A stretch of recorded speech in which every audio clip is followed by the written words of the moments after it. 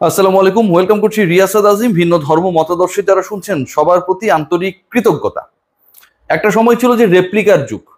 প্রথম প্রথম যখন স্মার্টফোন এলো তখন একই রকম, সেটা সনি হোক, সেটা স্যামসাং হোক, সেটা আইফোন হোক না কেন, কিছু কিছু মার্কেট রয়েছে না, মাল্টিপ্লান সেন্টার কিংবা মোতালি প্লাজা, আপনি সেম রেপ্লিকা পাবেন, অর্ধেকেরও কম দামে পাবেন। দেখতে নতুনটা মানে অরিজিনালটার থেকেও বেশি চকচকে। অনুসরণ করার ক্ষেত্রে বাংলাদেশ ক্রিকেট দল আফগানিস্তানকে করতে পারুক আর না পারুক ফলো মিল রেখেছে। 293 করেছে যেই দলটা 294 টার্গেট দিয়েছে টাইগারদের, সেই দলের বিপক্ষে বাংলাদেশ 294 করতে না পারলেও কিংবা তাদের সমান 293 স্বপ্ন দেখতে না পারলেও 93 রান করেছে, 93 মিল রেখেছে। অনেক ক্ষেত্রে অনেক ক্ষেত্রে এই দলটা আজকে যেভাবে আমাদেরকে লজ্জিত করেছে, বিব্রত করেছে, অপমানিত করেছে, বাংলাদেশের ক্রিকেট নিয়ে 11 জন ক্রিকেটার যারা মাঠে খেলেছে, কোচিং স্টাফের সদস্য যারা প্ল্যানিং করেছে, বাংলাদেশ ম্যানেজমেন্টের সাথে জড়িত যারা এই দলকে লিড করেছে, প্রত্যেকেই 18 কোটি বাঙালির ইজ্জত নিয়ে আজকে ছেলে খেলা করেছে। একটা দল আগের ম্যাচে 109 অল আউট হয়ে গেছে, সেই দলটা আজকে 100 করতে পারে নাই। বাংলাদেশ 50 ওভার ক্রিকেটে 30 ওভার খেলতে পারে না। বাংলাদেশি ব্যাটিং লাইন আপে 11 জন ব্যাট করতে নেমেছে, একজন ছাড়া কেউ ডাবল ডিজিটে যেতে পারে নাই। রানগুলো কত জানেন? শুনুন। সাইফ হাসান নাম্বার 1, যিনি মানে 1 নম্বরে যিনি ব্যাট করতে নেমেছেন, তিনি করেছেন সর্বোচ্চ 43। তার ব্যাট থেকে এসেছে সর্বোচ্চ 43, সবচেয়ে বেশি 3টা উইকেটও তিনি নিয়েছেন। আর সেকেন্ড হাইয়েস্ট রান যে আসছে সেটা এসছে আমাদের 10 নম্বর ব্যাটার হাসান মাহমুদের ব্যাট থেকে 9। বাদ বাকি যারা রয়েছেন কেউ করেছেন 7, 3, 7, 6, 0, 2, 4, 5, 9, 2 এক্সট্রা হচ্ছে 5।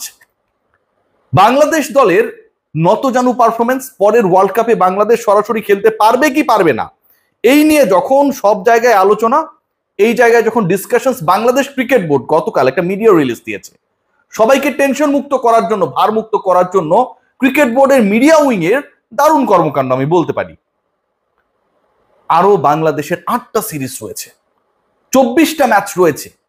বাংলাদেশের এই 24 ম্যাচের উপর ডিপেন্ড করবে পরবর্তী বিশ্বকাপে, 27 বিশ্বকাপে সরাসরি খেলবে কি খেলবে না সেটা নির্ধারিত হবে। যেই দলের পারফরমেন্স 109, যেই দলের পারফরমেন্স 93, যেই দলের পারফরমেন্স একজন ছাড়া কেউ ডাবল ডিজিটে যেতে পারে না, যেই দল আফগানিস্তানের বিপক্ষে 200 রানে পরাজিত হয়, সেই দল বিশ্বকাপে সরাসরি খেলবে।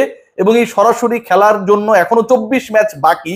ক্রিকেট বোর্ড যখন এরকম একটা মিডিয়া রিলিজ পাঠায়, আমার কাছে মনে হয় ক্রিকেট বোর্ড, বিসিবি নিজেই নিজেকে বিব্রত করে, লজ্জিত করে। আজকের এই ম্যাচটা খেয়াল করে দেখুন। বাংলাদেশ 294 টার্গেটে ব্যাট করতে নেমেছে, শেষ 2 ওভারে 44 রান দেওয়া হয়েছে। নাহিদ রানা বল করতে পারলো না, মেহেদী হাসান মিরাজ তার অবশিষ্ট 4 বল করার দায়িত্ব নিয়ে ওই 4 বলে দিলেন 22 রান। যিনি সবচেয়ে সাকসেসফুল সাইফ হাসান, তাকে আনাটা ক্যাপ্টেনের যেমন ক্যারিশমা, তাকে কন্টিনিউ করতে না পারাটা ক্যাপ্টেন মিরাজের ব্যর্থতা। বল করেছেন সাইফ, উইকেট নিয়েছেন 3টা, একটা মেডেন নিয়েছেন, কিন্তু তাকে আনইউজ রেখে দেওয়া হলো শেষ পর্যন্ত। বাংলাদেশ দলের এই যে খেলা, বাংলাদেশ দলের এই যে সিচুয়েশন, এখানটা আপনি খেয়াল করে দেখেন, খুব ইন্টারেস্টিং কিছু পার্ট ছিল।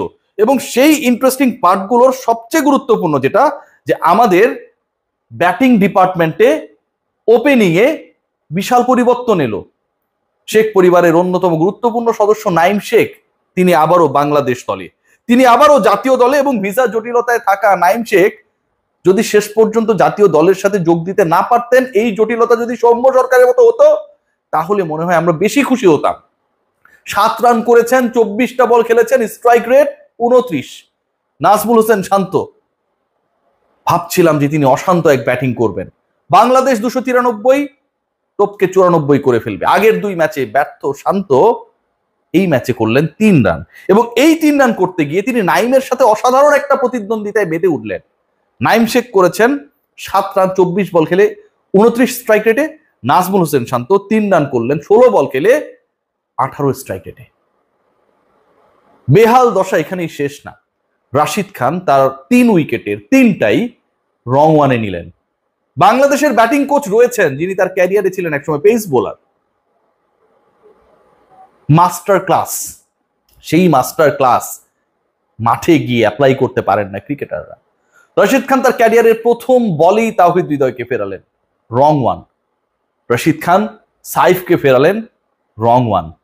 রশিদ খান যখন উইকেট নিচ্ছেন একটার পর একটা, তখন যেন অপর প্রান্তে বিল্লাল সামির নির্বিষ পেস বাংলাদেশি ব্যাটারদের কাছে শোয়েব আক্তারের এক একটা গোলায় পরিণত হলো।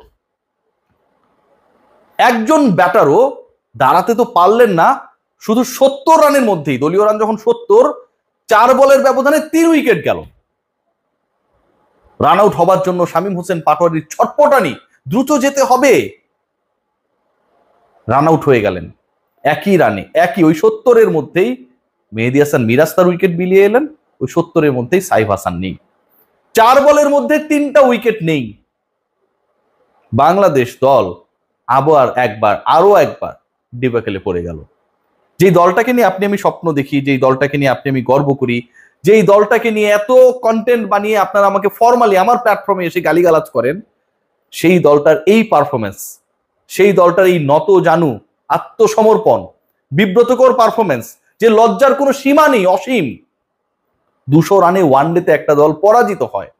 বাংলাদেশকে যদি আজকে 3 বার ব্যাট করতে পাঠাতো আফগানরা, আমার কাছে মনে হয় তারপরও সেই রানটা টপকাতে পারতো না। 11 ব্যাটারের একজন ছাড়া বাকি 10 জন কেউ ডাবল ডিজিটে যেতে পারলো না রে ভাই।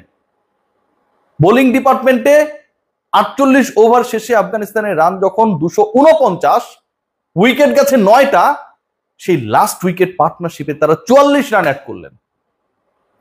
নাহিদ রানার ইনক্লুশন যেন বোলিং ডিপার্টমেন্টের আরো একজন নাইম শেখ।